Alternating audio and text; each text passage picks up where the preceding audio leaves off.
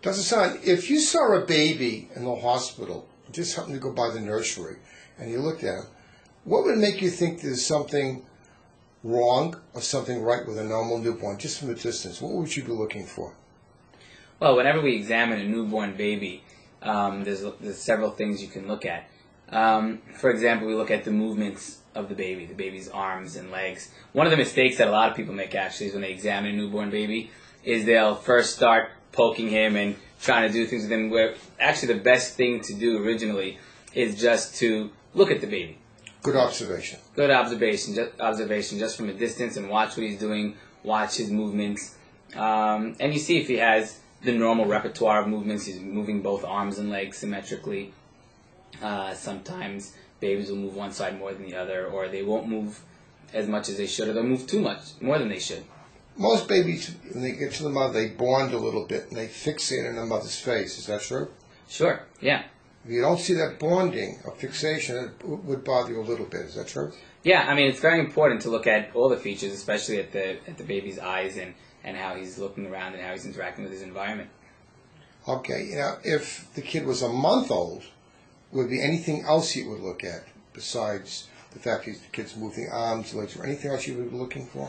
At a month old, we really expect him to start, smiling and interacting better, recognizing his mother even more than he would before that. Would he follow or she follow a little bit? Sure, they should really start, doing that by that point.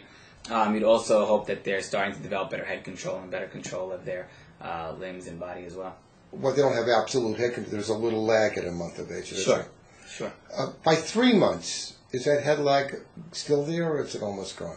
It should be much better by that point. They should be able to control their head. When you're lifting them up, it might lag slightly, but again, they should be able to have control of their head and be able to lift it properly. When we say head lag, meaning if you pull the kid up with the hands, and the head should go with the body. Exactly. Okay. But if it stays backwards a lot, that's not a good sign. That would indicate a problem. And if you see the kid's jittery and shaky, if you touch it and the reflexes are overreacted, that's a bad sign too. Is that true? Well, sometimes. It depends. A lot of times babies have a lot of shaking movements. A lot of times. We're talking a 3-month-old. We're not talking a newborn. Yeah, even a 3-month-old. I mean, you can see, some quivering of the lip and some, especially in sleep, when awakening and when going to sleep, there are abnormal movements that babies. But they start all the time. That would be abnormal. Yes. Occasionally, it wouldn't be a big deal. Yeah, it would need to be evaluated, and of course, any abnormal movements that aren't expected from a baby, you'd have to evaluate. When would you expect a kid to take something from one hand and transfer it to the other hand? What would that be normal?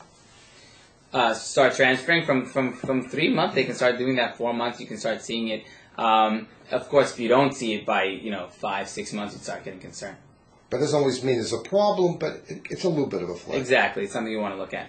And you also watch a kid moving and following people a little more extensively in other rooms. Is that true? Sure. You'd be responding to sounds, responding to lights, the colors, to people's faces, all different things. Remembering also that when we are talking about development of babies, everything's on a bell curve, where some children will do things earlier on, some children do them later on, and they're still as long as they're within the range of normal, we don't worry and we don't do, extensive testing on them. So we'll say there's an abnormality, but if we see certain things, we sort of keep it, and we have a little bit of concern, like a good father or a good grandfather, we would have a little concern certain things right there. Is that correct? Exactly, and you don't, focus on any one single thing just on his motor or just on his social. You put everything together and you try to evaluate the entire baby as one. When would you expect a kid to sit up with support that you would start looking for that? So some babies can start by 4 months, 5 months. By 6 months, it should be there. But again, some children are on the back end of that bell curve and can still be within normal. But for sure, by 7, 8 months, if they're not sitting up on their own, it would definitely be of concern. But without support, you would say, at what point would you be concerned? Without any support, they just sit up in a chair by themselves. What would you say that should be? That if they can't do that? Yeah. Yeah, by 7 months, I would start evaluating the child much more intensely. And what kid should a kid be standing and holding on? What would you look for that kid? So again, with standing and with walking, it varies a lot. Where some children will start even by 9 and 10 months of age, they'll start pulling up and standing and cruising by holding on to things. But remember that some children don't even walk independently until 18 months of age, and that can be normal as long as it's in the setting of a completely normal development otherwise. Okay, you have to look at the overall picture. We're just Exactly. giving a little highlight. But you would expect most kids between 12 and 15 months probably taking steps. Is that true? Most children should be doing that. Or yeah. cruising around a table, and maybe they're afraid of Yeah, sure. or something like that. Language. By a year of age, you would expect a kid to say how many words? Well, by year of age, children should be having their first few words. When you say language, it's not always necessarily words. Well, sound. For example, well, not only that. For example, pointing is really one of the first language that we see that in children. Children will point for what they want even before they're able to say words. So we call that expressive language at the time? Sure, that would be part of expressive language.